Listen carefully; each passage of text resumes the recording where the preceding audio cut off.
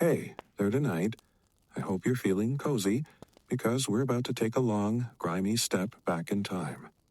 If you took a warm shower today, you're already living better than most people in 1850s London. We're diving into the not-so-fresh world of Victorian hygiene, and trust me, it's as eye-opening as it is nose-wrinkling. Before we plunge in, if you're enjoying these late-night time travels, consider hitting that like or subscribe and let me know in the comments where you're listening from. It always amazes me how many of you are drifting off to sleep to stories of cholera and chamber pots.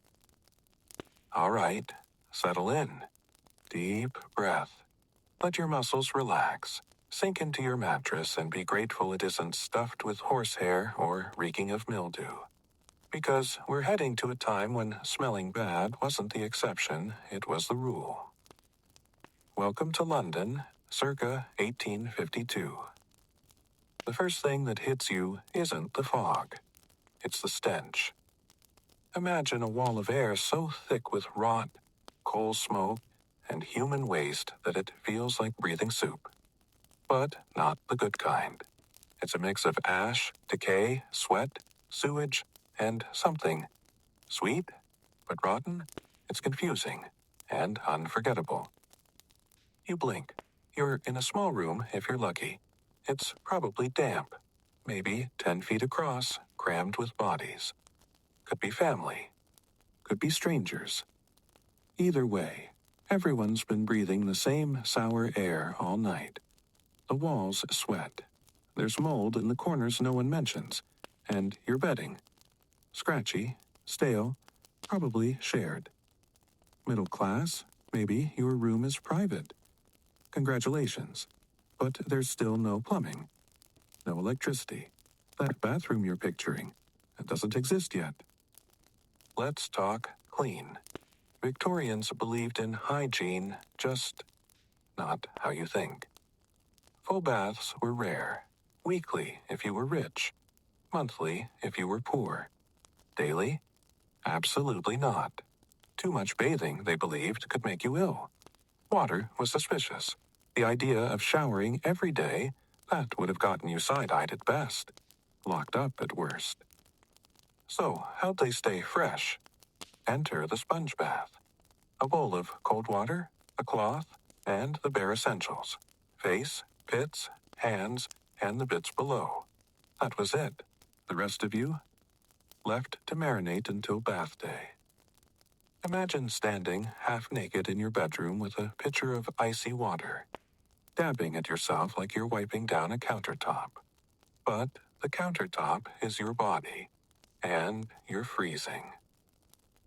The rich had bathtubs, beautiful copper ones. But hot water had to be lugged up by servants in buckets. A full bath was a logistical event, and when it happened, water wasn't drained and refilled. Everyone took turns. Same tub, same water, usually in order of importance. By the time the youngest child climbed in, the bath had turned into people's stew. Even hair care was creative.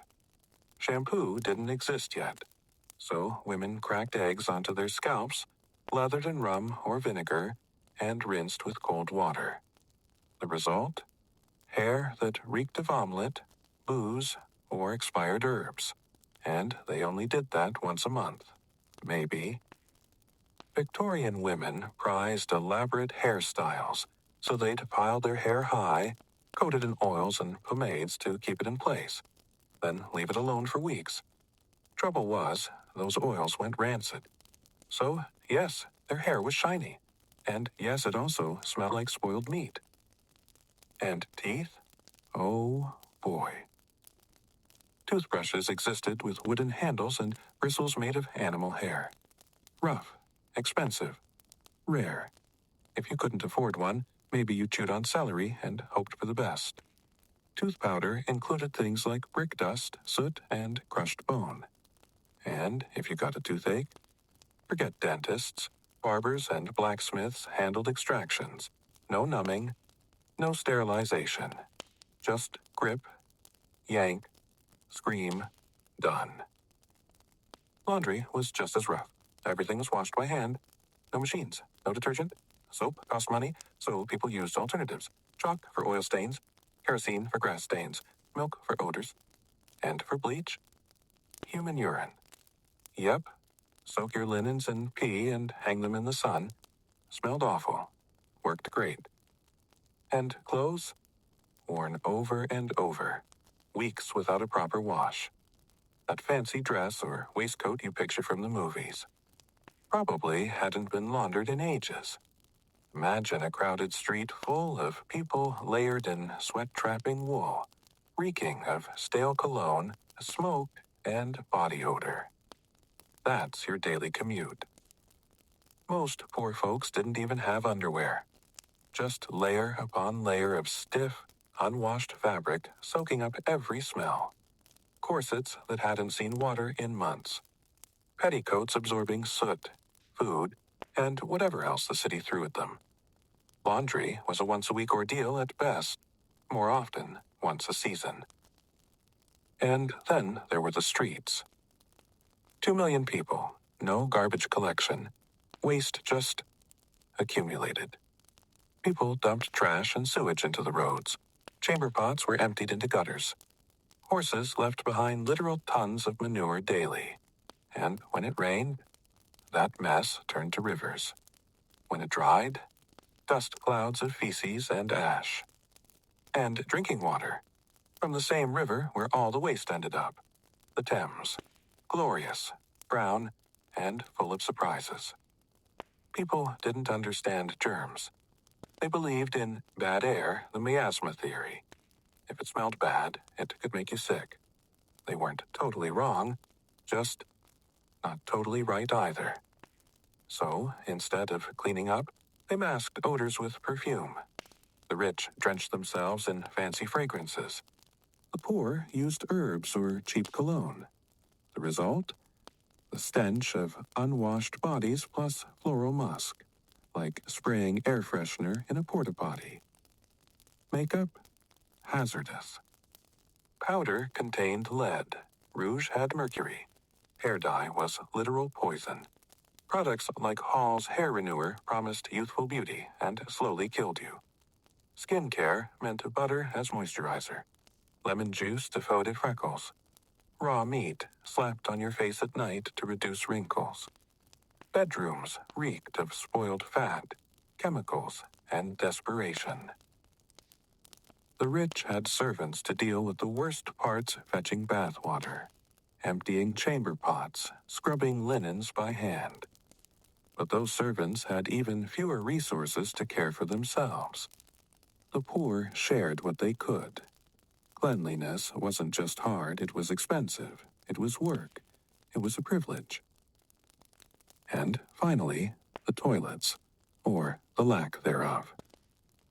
If you were poor, you shared a wooden outhouse with dozens of other families. No running water, no toilet paper, no soap, just a wooden bench over a pit. The smell was indescribable. The flies were endless. The rich had indoor water closets. Fancy. But those just emptied into basement cesspools, big pits of human waste sitting directly under the house. When they filled up, the smell crept upward. Families woke up dizzy from the fumes.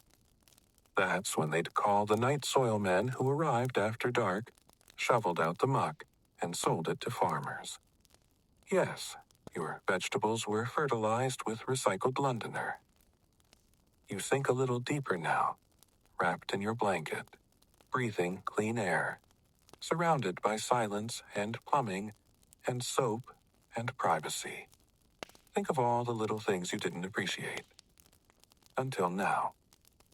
Victorian life was hard, dirty, smelly, but people still lived. They loved. They laughed.